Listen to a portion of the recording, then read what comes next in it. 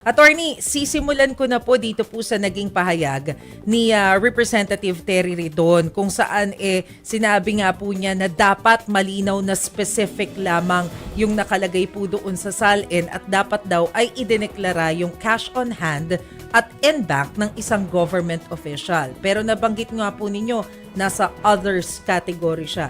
So paano po natin sasagutin? Yun pong ipinupunto ni Congressman Ridon, sir. Opo. Sa atin naman po, we respect yung mga opinions, positions ng ating mga members ng Justice Committee or House of Representatives. Yun lang naman po, we are just relaying kung ano ang talagang ginawa ng Vice Presidente nung nag-consult kami sa kanya ayon dito sa SALN niya at nasabi niya sa amin na hindi siya nagdeklara ng cash in bank. Yan po nakalump lang doon sa others under doon sa category ng personal properties. So wala po kaming palusot dito. Sinasabi lang po talaga namin kung ano ang ginawa ng Vice Presidente doon sa kanyang pagre-report ng SALN. But I think what's more important here is wala pong naging concealment na ginawa ang ating Vice Presidente. Maaring may mga hindi sumasang-ayon kapag lump niya together dun sa others na described as others nga na line item, maaaring may mga hindi sumasang-ayon doon.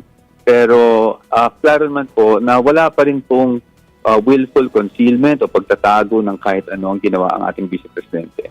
Pero sir, bakit po kaya pagdating ng 2019 na iba po yung kumbaga style ng pagdedeklara ni VP Sara kasi nilagay nga po sa others category ito pong mga cash on hand tsaka in bank. But prior to that, na-i-itemize naman. Go ahead, sir. Sa atin naman po, ang nabanggit lang sa atin ay yan ang naging desisyon ng ating Vice Presidente.